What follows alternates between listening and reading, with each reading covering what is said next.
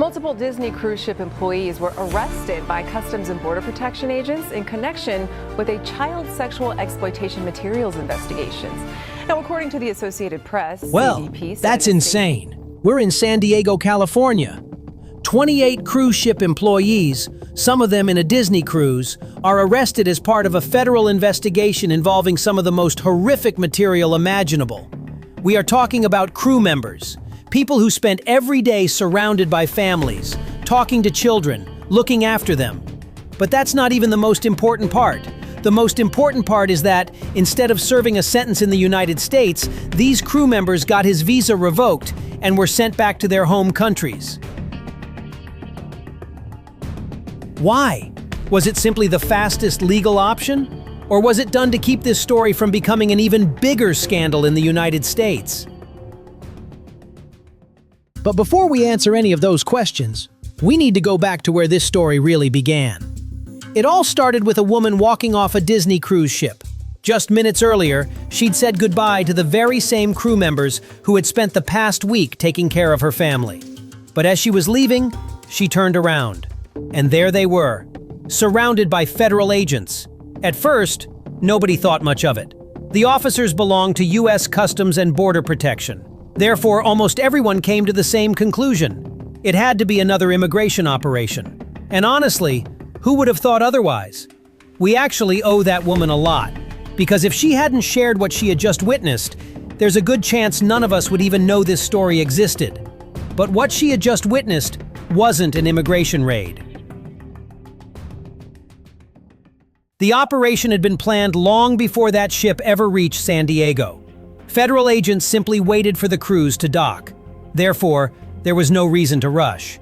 Only after the ship reached U.S. soil did they board. But they allowed every passenger to leave first. Families picked up their luggage. Children hugged their favorite Disney characters one last time. Parents thanked the crew for an unforgettable vacation. Everything looked completely normal.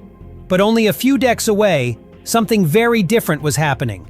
The agents weren't searching the ship. They weren't stopping random employees.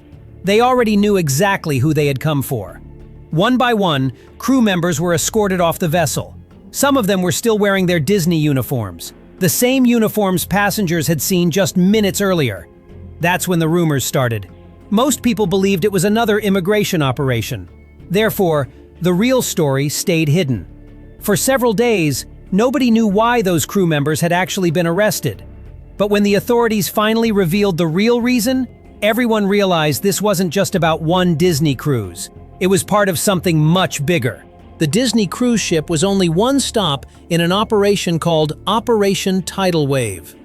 Over the course of just a few days, federal agents boarded 8 different cruise ships arriving in San Diego. Different companies, different crews, but the same objective.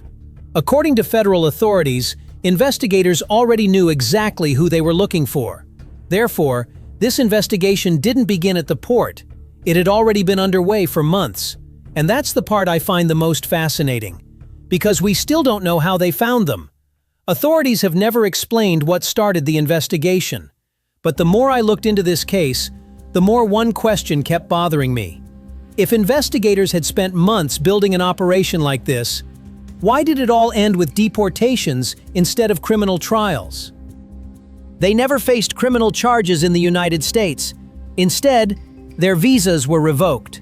They lost their jobs, and within days, they were sent back to their home countries. That's an ending very few people expected. Because when you hear about an investigation like this, you expect court hearings, trials, prison sentences. But that's not what happened. According to federal authorities, the crew members were removed through immigration proceedings rather than prosecuted in the United States. Therefore, the criminal justice system never had the opportunity to decide their fate in a U.S. courtroom. And that's exactly why this case became so controversial. Legal experts questioned that decision. Some argued that deporting the suspects before a criminal prosecution could make it much harder to hold them accountable. Others warned that it could also make future investigations more difficult, because once those flights took off, the case was no longer entirely in the hands of the United States. And that's where this story takes one final turn. When I started looking into this case, I thought I was investigating one Disney cruise ship. I wasn't. The deeper I dug, the more stories I found. Different cruise lines, different years, different crews, but the same crime. At some point, I stopped researching Disney, because this was no longer about Disney. It was about an industry that had been facing cases like this for years. And that's when I found hundreds of people asking the exact same questions I had been asking. Not journalists, not investigators, just ordinary people trying to understand how this keeps happening. Maybe this case was an exception. Maybe it wasn't. I honestly don't know. But I do know this. If one passenger hadn't taken out her phone that morning, there's a good chance this story would have disappeared before most of us even knew it existed. And that leaves us with one final question. How many stories like this have disappeared without anyone ever pressing record? If you enjoyed this documentary, subscribing is the best way to support the channel. Thanks for watching, and I'll see you in the next one.